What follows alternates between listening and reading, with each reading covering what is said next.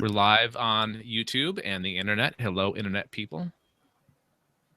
Now let's go to Alpha Geek Radio and go live there, shall we? All right.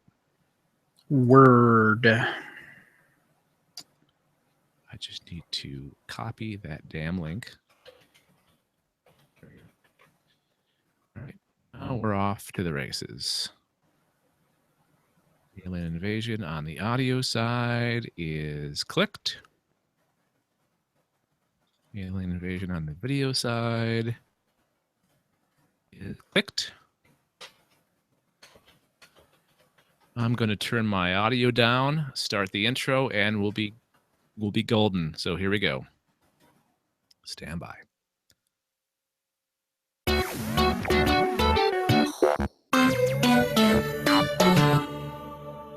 You are listening to Alpha Geek Radio. The following is a production of Galactic Netcasts. We interrupt this program to give you a bulletin just received from one of our naval units at sea. A large object traveling at supersonic speed is headed over the North Atlantic toward the east coast of the United States. This earth of yours will be reduced to a burned-out cinder. This could be the beginning of the end for the human race. Human beings cower before the onslaught of these unearthly enemies.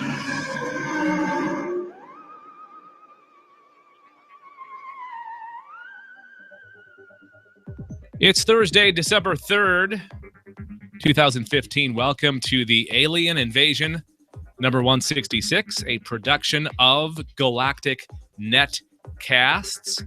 I'm Dave Nelson. Joining me tonight is Brad Ludwig. We're kicking it old school, my friend. Yep. Taking it back to the beginning. What do the kids say? Original gangster? Original gangsters? Boy. Yes, that's exactly what they say, the kids these days, Dave. Anytime you have to preface it by saying what the kids say these days, that means that you're not a kid. Back in my day. How you doing, man? I am doing very well. Are you recovered from your illness? Mostly. Still have a little bit of a cough, a little bit of... Still sound just a little nasally yet, but definitely on the road to recovery. All right, that's good. Did you have a cough involved with yours? Yes. Mine, it started as a head cold, and then it went down into my chest and went downhill from there. So that's what happened to me, and I think that's a common thing that's been going around this year. Yeah, and I got the cold from my son Alex, and he only got the head cold part of it. He didn't get he had the cough for like a day, and then it was done. So I'm going to say this with all the respect in the world and all the love in the world for Alex. That son of a bitch. When you get older, it's harder to fight diseases. Yes. Gotta start taking your vitamins, Brad. I think I do. All right. Before we start talking about aliens, which is why we're here, I have to really send my love out to Todd Whitehead at Alpha Geek Radio.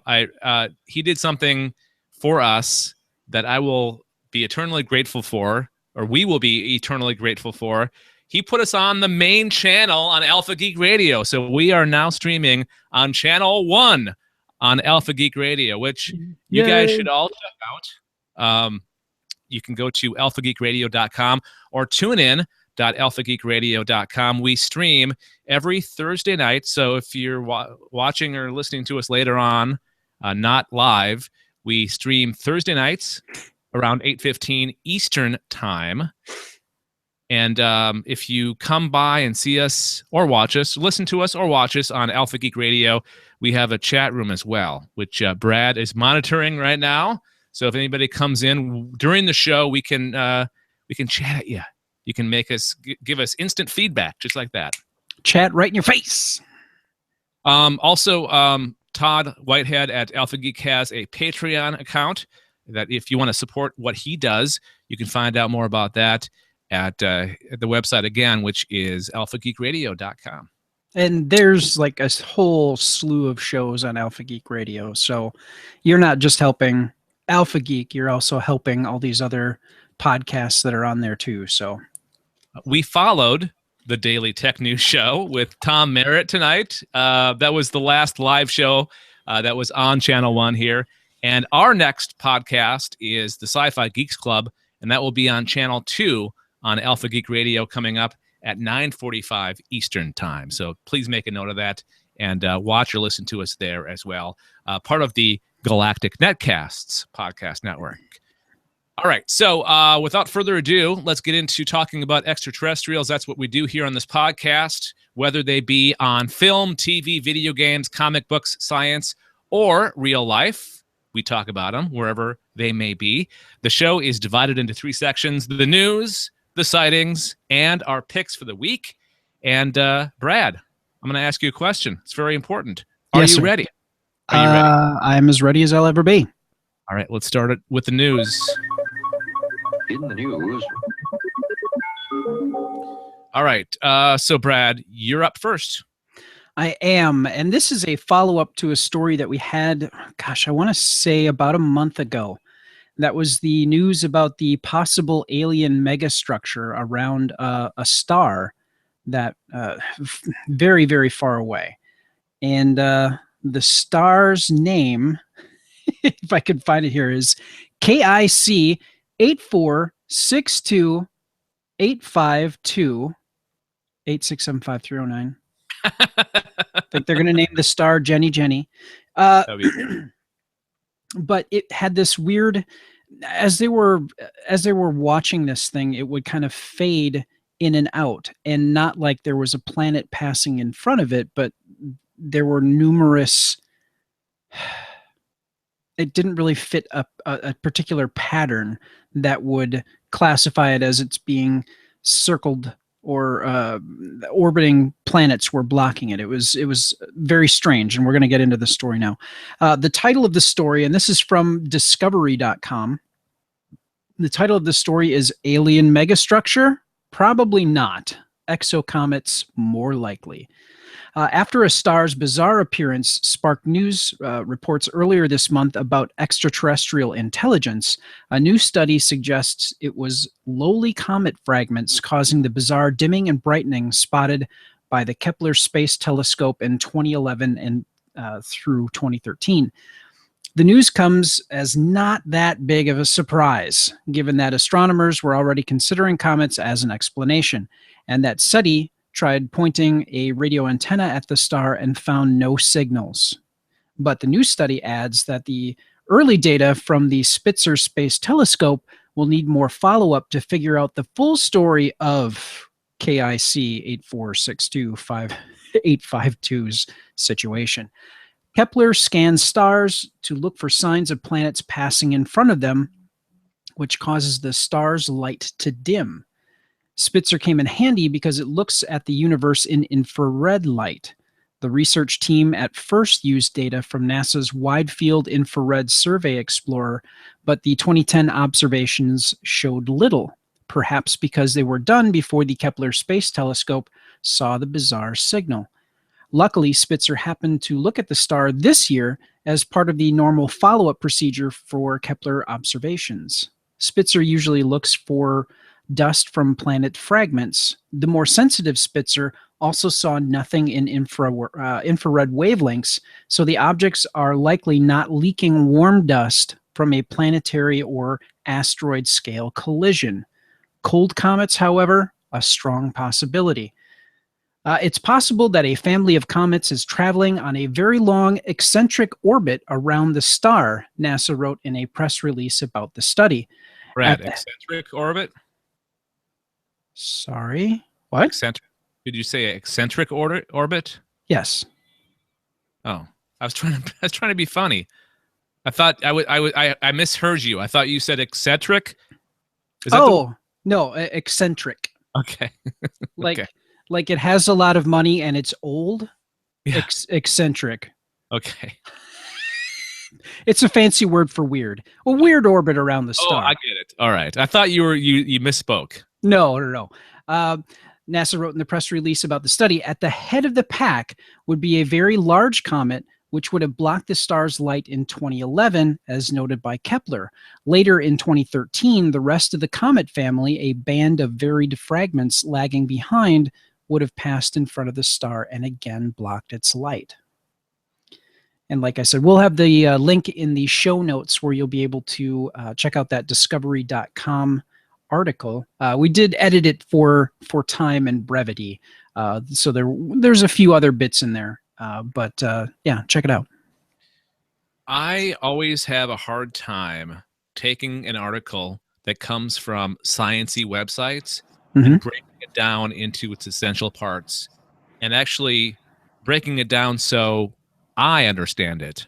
Not to mention the listener has to understand what I'm talking about. And I'm glad that you're back on the podcast to do the sciencey stories, because I've had to do them a couple of times since you were gone. And I'm like, hope I'm doing this right. I'm sure you did fine. I just pull out the $10 words and shorten it up as best I can. You know, I think we have, I don't know about you, but I feel like I've gotten smarter since we started this podcast in 2011. You feel that? Maybe. It's really, the nice thing about doing what we do is that you and I are scanning the internet for interesting stories, and we are all looking for stuff that could be used, and it's like we said at the beginning of the show, it's actual science, it's pop culture, it's all these different things, and you can't help but learn something. I mean, if you don't, you're doing it wrong. So maybe I'm feeling smarter, but then we have stories like the Gutens, or like the guy that covers his house full of tinfoil, like literal tinfoil, like the tinfoil caps. And quite honestly, it just makes that particular area a better receiver of signals. So I mean, that's ridiculous. I mean, you want to cover it in lead. Of course, that'll bring a number of environmental protection groups and hazmat teams to your house. But imagine your health. Yeah. Yeah, that's an important factor as well. All right. As we were talking about this and kind of reminiscing about about how long we've been doing this podcast, do you realize it's going to be 5 years next year? Alex's in-home therapist, I was mentioning that I was going to have to break away to Anessa and I would have to break away to do the show, and unfortunately Anessa's not feeling well. And I said, oh yeah, we do a podcast, and she's like, what is it? And I explained basically alien invasion in the Sci-Fi Geeks Club, and she's like, how long have you been doing it? And I'm like, oh gosh, I want to say 4 years, but yeah, it's been 5. Yeah, it's coming up on 5. Like next fall for you and I, it'll be 5 years. I started the network in the spring of 2011, just doing it by myself for a while. Sure. Yep. But for us, it'll be fall of next year. So we'll have to do some kind of big celebration. Aww.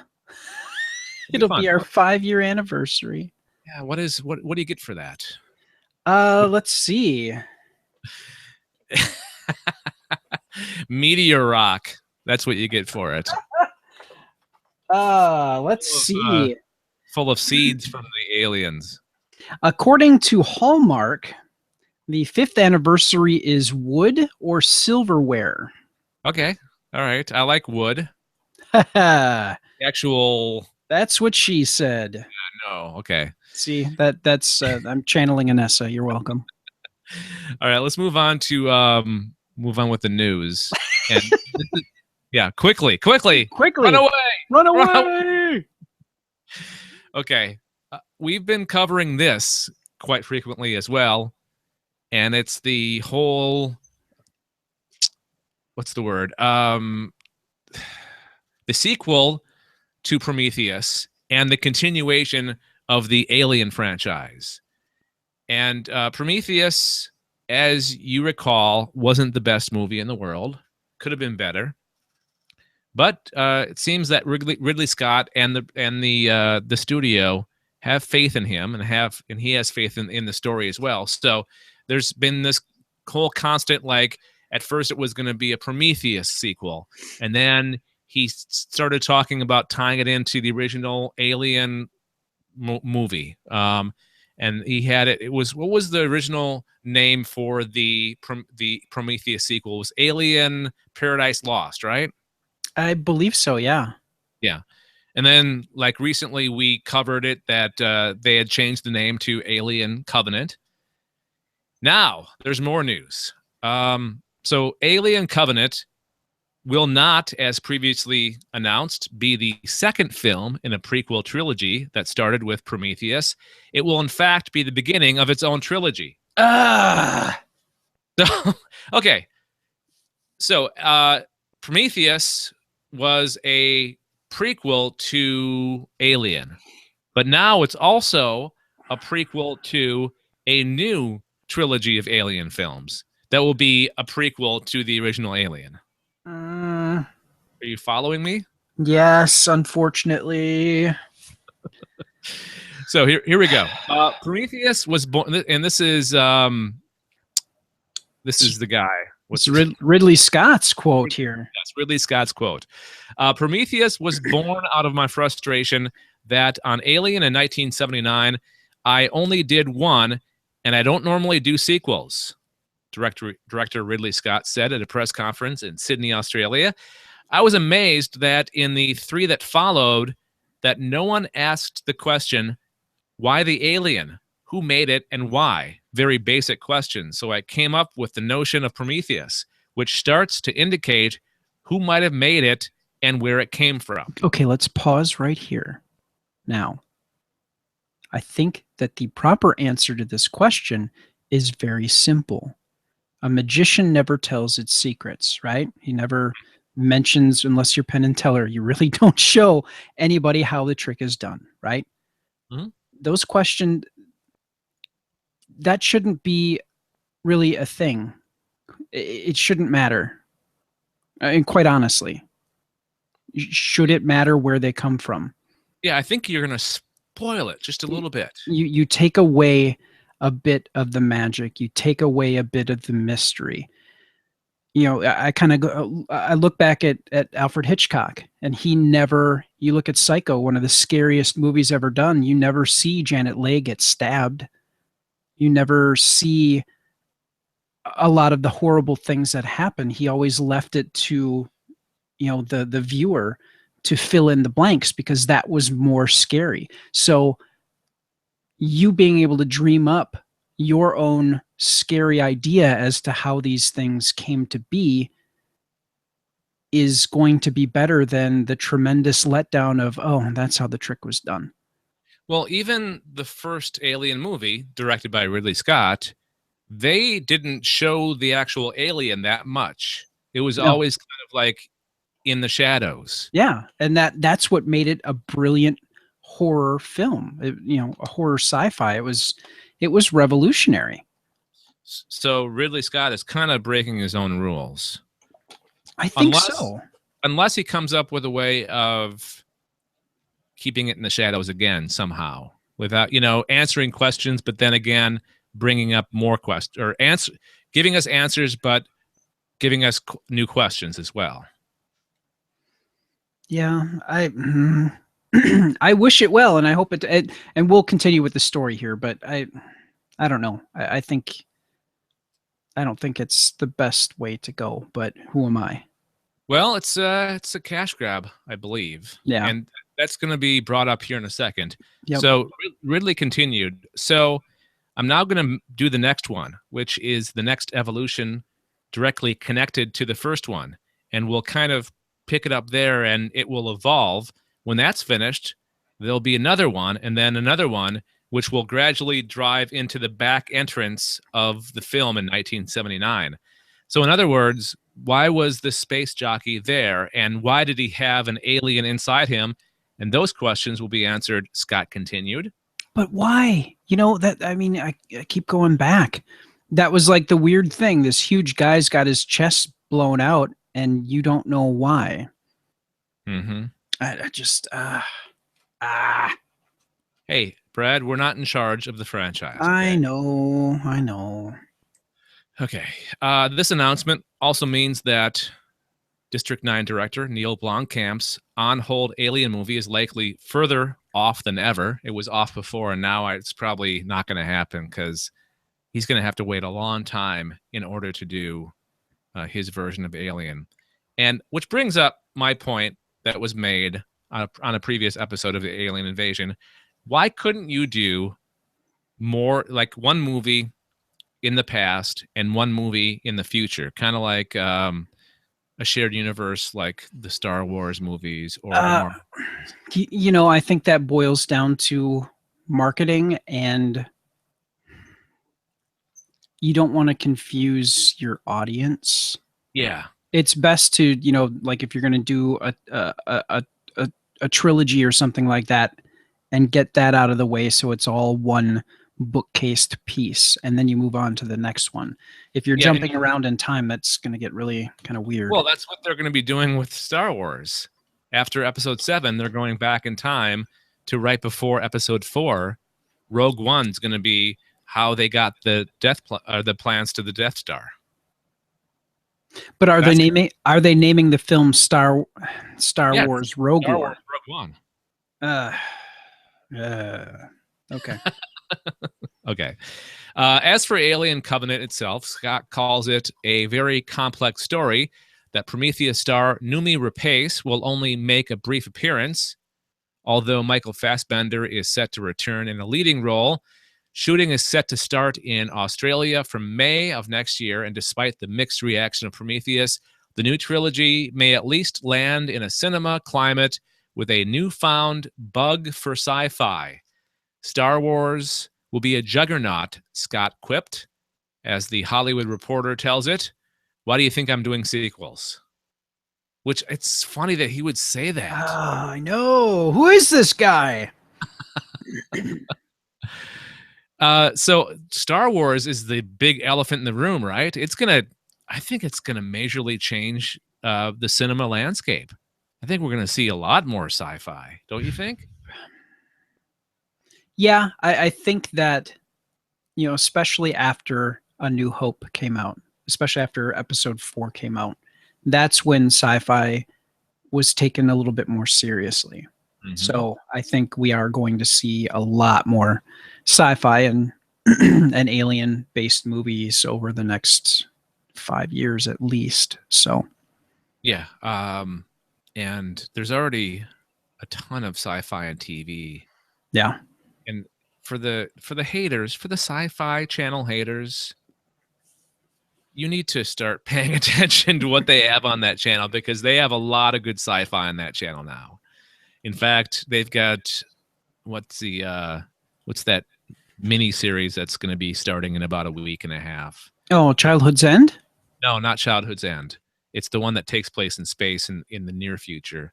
It's based on a series of books. I read the first one, and I can't think of the name right now. So, it's not Dominion. No. I feel dumb for not knowing the name. And it's getting a lot of high praise. The critics are... Oh, The Expanse? Yeah, The Expanse. Okay. Yeah. They're calling it Game of Thrones for sci-fi, that's a pretty good sign when you're comparing a new franchise to a well-loved and critically acclaimed franchise.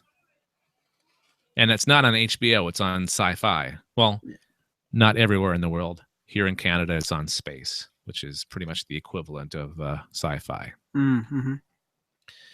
All right, so there you go. The new Alien prequel and Prometheus. What would you call it? Something after a postquel? Just a continuation of the story, really. Yeah, I guess. All right. Do you want to do Anessa's story, or we're gonna just keep that for when she gets back? I didn't even look at her story. That, yeah, I think that's a timeless story. I think we'll Okay. save that. So we'll tease that for next week. Oh, It involves NASA. it does. All right. In that case, let's move on to our next segment here on the Alien Invasion podcast, which is this right here. Please identify the craft you witnessed. A black, triangular, three-dimensional shape, huge, just flying, hovering in it. Shaped like almost like between an egg and like a teardrop. Two long cylinder objects flying over me. I could see the occupants in it. It appeared to be rotating, and it was on circular and disc shape, and it hovered for maybe about 5 minutes. Okay. That very long intro, some may say it's a little bit too long, means it's time to talk about the weekly sighting. That is like an unidentified flying object sighting. A craft that somebody saw either recently or in history. We've covered some pretty famous cases, and I don't know what yours is all about. Why don't you just jump into it? I am, and I am going to have to set something up here real quick so that I can do a... Ooh, are we doing a screenshot? We will be doing a screen share here in just a second. Okay, I'll jump back to the story. The title for this particular article is Mass Green UFO Wormhole Sightings Over Cape Town Sends Twitter into Meltdown. Now, this story is from November 30th, so it's from a few days ago. On Twitter, hashtag UFO was trending as a variety of posts about the odd sightings went up. The scene was so bizarre, some even questioned if it was a portal or wormhole opening up in the sky from another dimension. Oh, this. I saw this. Yeah. One UFO spotter said this was all over Twitter a few hours ago. A few people posted sightings of this green glowing disc over South Africa. It was at the Cape of Good Hope over Cape Town. In the enlargement I made, you can clearly make out its disc shape and glowing bottom center. The poster claimed it was a UFO he saw 3 years ago returning now. I'm going to do the screen share so folks that are checking out the video will be able to see this. Oh, cool. That's so awesome. Yeah. Now, this is a blow up of it. And that's taken from this image here. Okay. And I'm going to enlarge my screen here a little bit. So this is downtown Cape Town. And over this building is a glowing section. And, looking at this, it almost looks like the bat signal, It's got, but it's in green instead of yellow. And it is it does. It looks like a glowing disc with a disc with a glowing bottom. And that light is shooting out from the bottom of this. And it was seen in a number of areas. Now I'm showing you a picture of somebody who took a picture while they were, let's see, they're driving on the right side of the road. So I'm going to say the passenger of this car took this picture. And, here it is. I'm going to guess that the moon is up over here in the upper right-hand corner of this picture. But below it, very clearly, you can see this same green disc. Mm-hmm. It looks so surreal. It looks that picture from the road. Yeah, like a matte painting for like a 1980s movie. Like it does. Encounters of the Third Kind or something. It really does. And it looks like it's sort of hovering and possibly it's tilted forward and looks like it's moving in the same direction that the car is moving. Neat. So, yeah, this is kind of a big deal. And I thought it was definitely worth sharing with folks in case they missed the Twitter explosion with the hashtag UFO. I love when Twitter freaks out over things. So things that are worth freaking out over. Not like one of the not low hand. What's the Cardassians? Kardashian. Well, Cardassians. I said they're aliens too. Yes. Both the Cardassians and the The Kardashians. Kardashians. Yes, They're something else. They're out of this world. they are. Eh. Awesome. So that's all you got for that? Yeah, that's all that I found for this particular. This just jumped out. It had good pictures to it, so We like pictures. we do. Pictures good. Very much. You know, this brings up a great opportunity for the listeners. If you run into a great sighting, like a report of somebody seeing something online, why don't you send it our way? We'd appreciate that. Cuts down on the work that we do for the podcast. We're inherently lazy. Please do our work for us and send us emails. Email address galacticnetcasts@gmail.com. galacticnetcasts@gmail.com. You can also maybe share it in our Facebook group. We have a group on Facebook. Just search for Galactic Netcasts. We have a page and a group. It'll be the group. Or tweet at us at Galactic Netcast. And we're also on Google Plus for now. As long as Google Plus is a thing, Until we'll be on Google, it. yeah, until Google pulls the plug on it, we're there too. All right, there you go. That's our sighting. Pretty cool stuff, Brad. Thank you very much. Let's move on to our picks. These are things that we have watched, listened to, read, played, anything that we took into our senses for entertainment purposes that had anything to do with aliens and extraterrestrials. And I found this really, really, really cool web series called Horizon. And there's, I want to say 12 episodes, maybe. I don't remember exactly. And they're very short. Maybe 6 minutes long, 12 minutes. Yeah, it looks like there's 10 episodes. Okay, I was close. And they range in length from 4 minutes and 12 seconds to 10 minutes and 50 seconds. Okay. All right. Thank God somebody's good with new numbers. I'm not. Total running time of the series is 1 hour and 2 minutes. So really, if you get a 1 hour lunch break, you're going a little bit over, but yeah.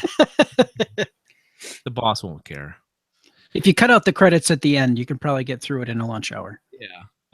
So I watched this on their YouTube channel. You just load it up into a playlist and you're off to the races. So Horizon follows the lives of 5 people that are forever changed when a mysterious alien ship appears on the skyline over Bristol in the UK. So it's just over Bristol, nowhere else. Its intentions are unclear. The disparate group attempt to flee the city and reach loved ones, but their efforts are impeded by a city in panic, looters, and the threat of military attack. As they battle to stick together, loyalties and relationships are tested, and an even larger question remains: who are these mysterious visitors, and why are they here? And why just over Bristol in the UK? What's so special about that city? It was good. I really enjoyed it. It could almost be a series on broadcast television or cable television if they just upped the budget just a tad on special effects, because some of the stuff like the actual UFO over the city, the UFO reminded me of the craft that was over Johannesburg in District 9, right? Okay, sure. Kind of that big hulking UFO with a bunch of small little things sticking out of the bottom, sort of. Very industrial looking, but sometimes once in a while there would be like these probes that would come out of it, and when they would do the close-ups, it would look kind of cheesy, like 1990 special effects. So if they just up the budget just a little bit, it could be on par with almost anything that's on TV right now. Nice. Yeah. And you can't beat I love the British accent. I love the way it sounds, and I will watch anything British over anything anywhere else in the world. No matter what. And this had me with that. It's great science fiction. It's great, like post-apocalyptic, like Walking Dead type stuff. Like, because there's conflict not just with the people and the aliens, which only really starts at the very end of the webisode. It's more of conflict amongst the humans that are trying to figure out why these aliens are here and how to get away or how to be safe from the aliens.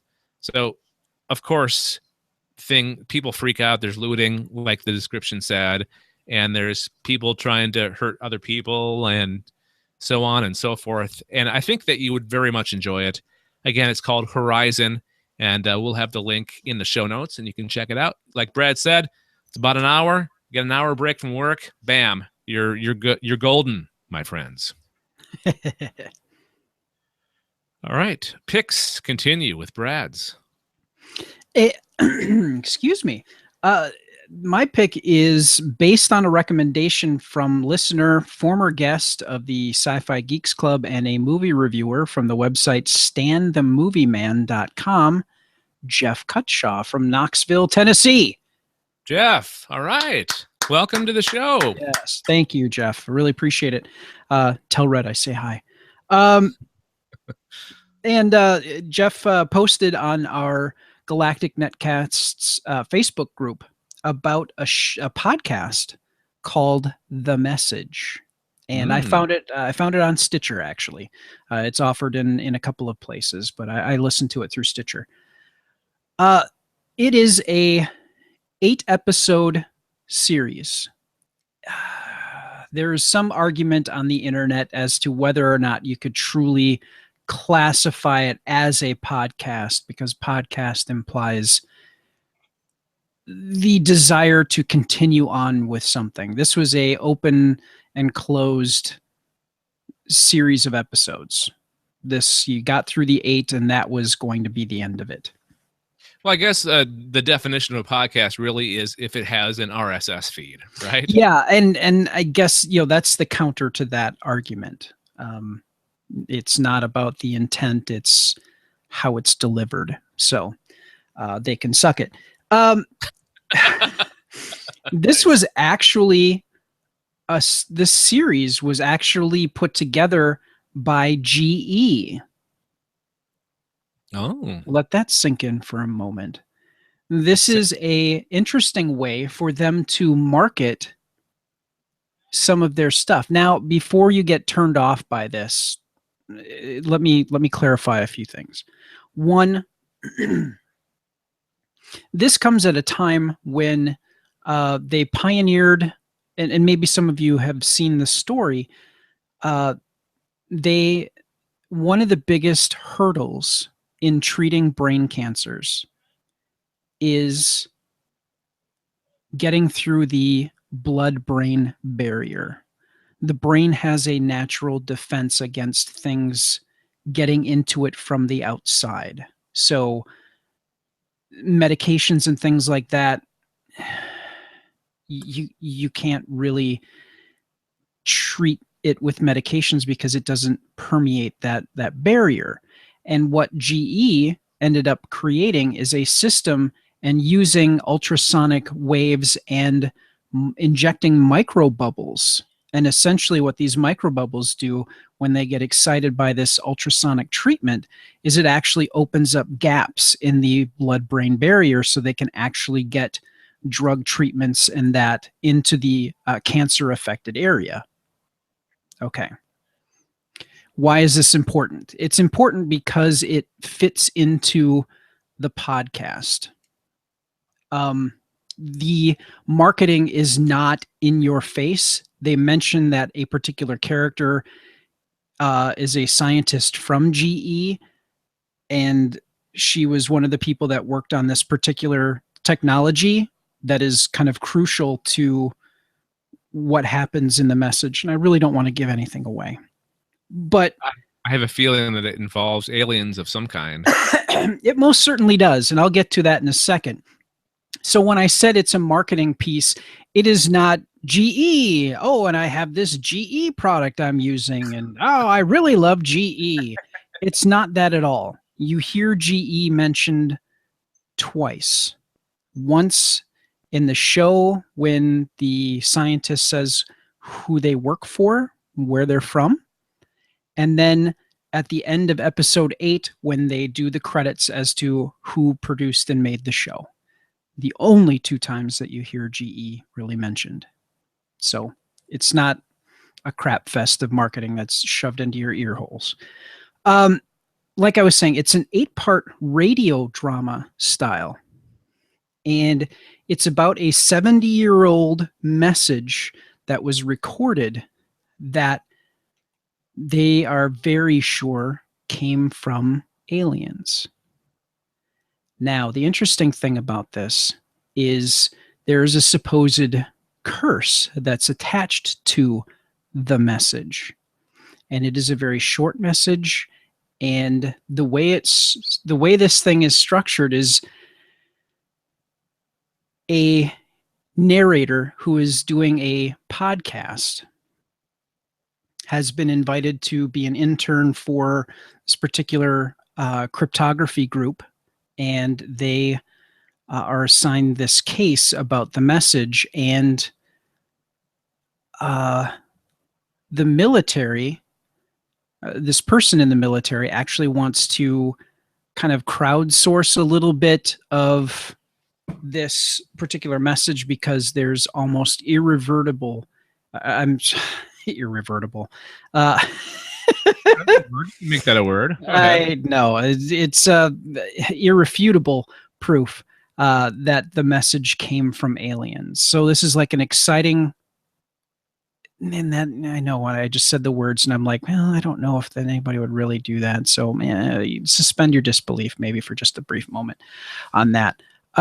But this message is truly amazing. You get to the narrator walks you through this whole adventure that they take with the message. It turns out that the quote-unquote curse is real. I'm not going to say what the curse is or what it does, but it's very important to the show. And it's a great radio play. It really is. And I want to say it's about 22 minutes per episode, and there's 8 episodes. Have you listened to the whole thing? I have listened to the whole thing. Nice. I listened to it at work, actually. The nice thing about radio plays for me is I can play that and it doesn't really bother me while I'm working. You don't really have to concentrate too hard. No. Yeah.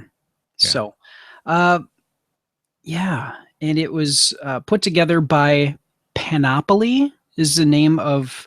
It was a cooperative. Hang on here. Let me. This is actually a good lesson for the marketers out there. If you have a company that you want to market online, but not like directly, hey, we're this company and we do this and blah, blah, blah, here's our product. This is actually a very creative way of marketing your product, is by weaving it into a very popular thing right now, which is podcasts. And an even more popular thing, drama podcasts, a la Serial, right? Serial is kind of the same way. Yeah. Or Welcome to Night Vale or things like that. Kind of. GE, and this is done by an audio group called Panoply and the GE Podcast Theater.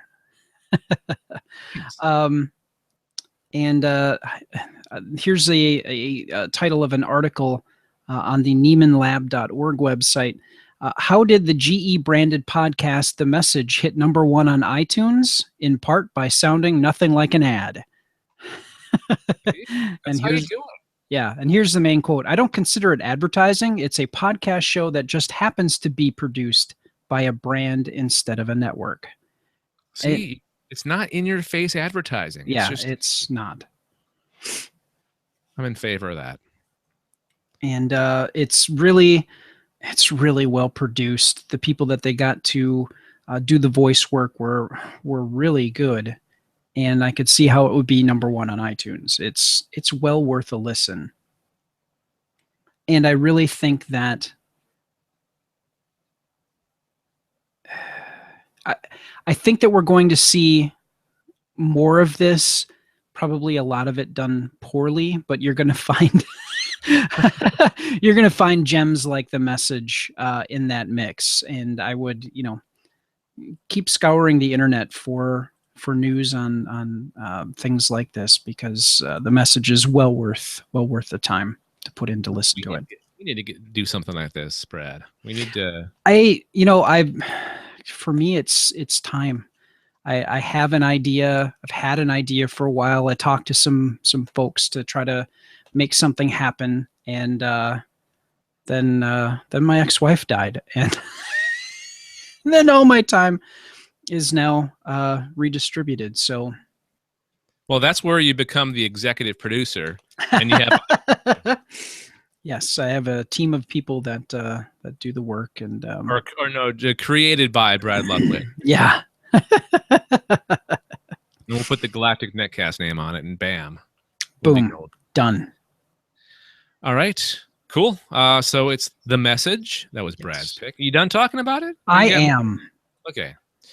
And mine was Horizon, a web series, and we'll have the links to both of our picks in the show notes. And if you're confused by the term show notes, because some people are, the show notes are, if you call up our podcast on any kind of like podcasting app, or like I listen to mine via iTunes, or you can get it on Stitcher. It's the stuff that's under the title with all the information about the show with the links. And you can also get it just by going to our website, gncasts.com, and clicking on the show page or the episode page, and you'll get the links and all the information there as well. And that's what we call the show notes.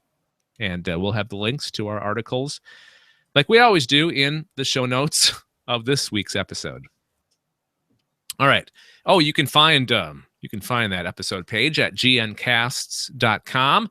And while you're there, make sure that you subscribe to the Alien Invasion if you haven't done so already. Or you can subscribe to our other podcasts, including Brad's podcast, the Adventure Party podcast.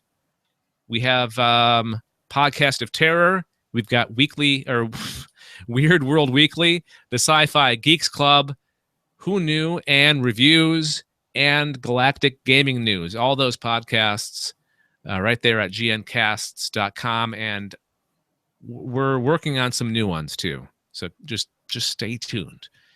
What else can they do on the website, Brad? We have a special section for special people, right? We do? Yeah. Oh, are you talking about the Galactic Collective? Yeah. Oh, yeah. Okay. You want to just briefly tell the people what that's all about? It's freaking awesome. No, there's yeah. There's if you go to gncasts.com, there is a link for Join the Galactic Collective. And what it is it's your chance to kind of become a member of Galactic Netcasts. And you can be a boss. You can be a part of the group. You can tell us things that we maybe should be doing. Every quarter, we'll invite you to live hangouts with us if you are a patron. We were supposed to do one too, the week of Thanksgiving, but something came up, like my new job came up. Yeah. So we're trying to reschedule that for around Christmas. So that's one of the perks. Yeah. A Google Hangout for the members of the Galactic Collective. Yes. That's right. So, and basically it's just a small monthly pledge to help us pay for web hosting and audio hosting. We're going to be making a change up there to and help ensure that everybody gets a chance to listen to it, because we're in a throttled environment right now. So yeah. All right. Yeah, please become a member of the Galactic Collective. All we ask is $1 a month. That's super cheap. You get a cup of coffee for more than that. And check it out at gncasts.com. We're also on iTunes and Stitcher. Just search for us there. You can leave us feedback by emailing galacticnetcasts@gmail.com. Call our voicemail number at 805-328-3966, 805-328-3966. And again, thank you to Alpha Geek Radio for putting us on the main channel, Channel 1, at alphageekradio.com. Thank you, Todd. Yeah, thanks, Todd. That's going to do it for this episode of the Alien Invasion. Until next time. Oh, we got final thoughts to do. Brad, what do you got this week? Final thoughts. We just got our PS4. Ooh. I know.